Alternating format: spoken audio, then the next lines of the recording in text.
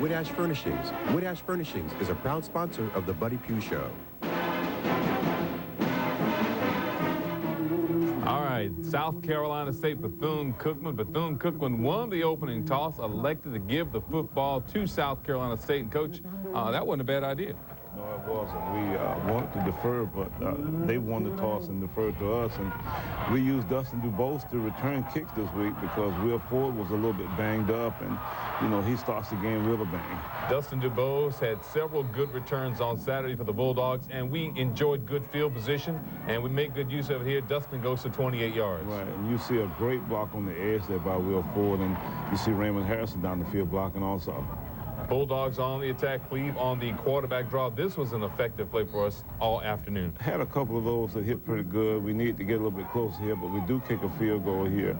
Stephen Grantham. Grantham from 35 yards out, and, Coach, it does make a difference when you can get down into the other opposing team's territory and get some points. Well, when a team defers to you and you go down and score on that first drive, it kind of negates that whole deal. Corey Counsell, you hear a lot from him, gets the reception and the yardage up the field, and Bethune-Cookman comes right back and moves the football up the field. Yeah, that was Marquis Hamlin and Marshall McFadden making the play there. And, you know, next play, Marcus James, our two defensive linemen, then Keon Brooks makes a play. 3-0 South Carolina State still in the first quarter of action. Bethune-Cookman turns it over on downs to us, and Will Ford with a pretty good day.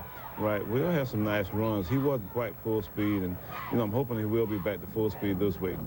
Bulldogs turn the football back over on downs to Bethune-Cookman. Jimmy Russell had 100 yards last week running the football. Had a tough afternoon against us. Right. This is Joe Counsell causing that fumble, and let's see. LaQuinn Ellaby. Yeah, LaQuinn Ellaby picks it up and almost scores. I thought they were going to get it in there for a second.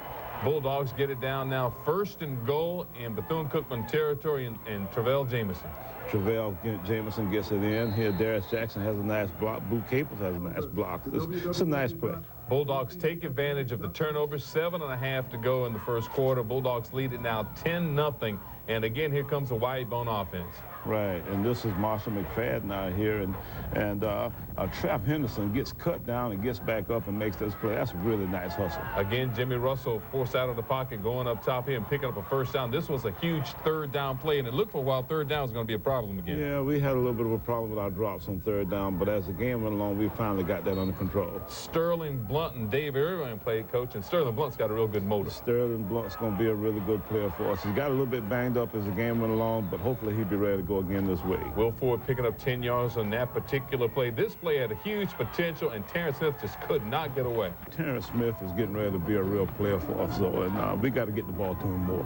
Bulldogs turn it over on downs, back to Bethune-Cookman. You get the pressure on Jimmy Russell. Jason Ayers coming off the wing. Yeah, Jason Ayers from Clio, South Carolina, makes a nice play there. 10-0 now. Bulldogs lead it going into the second quarter. We've got the football and a little option here at Cleve McCoy. Right, to JoJo McFadden. And it's so good to see JoJo playing good here in his 5th year. 5th-year senior out of Fairfield Central High School. Really was effective. One of his most effective days as a Bulldog. Cleve keeping himself a real nice read. Right, Cleve reads off the backside and makes a nice run there. Hey, this is a guy who had a great afternoon. Aaron Hare, Coach, averaging 48 yards per punt on 5 punts. That's healthy. I think that this might be Aaron's best game of his career. And, you know, it looks like he's kind of settled in now. We're going to have a good punting game for the rest of his career here. Bulldog defense making a play inside. It looked like Jason Ayers again. And here we come outside. Corey Counsell trying to get outside. This guy was an effective player.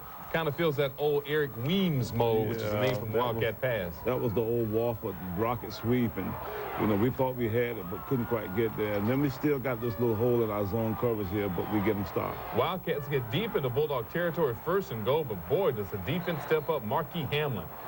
Yes, Raphael Bush posts the ball back inside. Trap Henderson and Phillip Adams are involved also.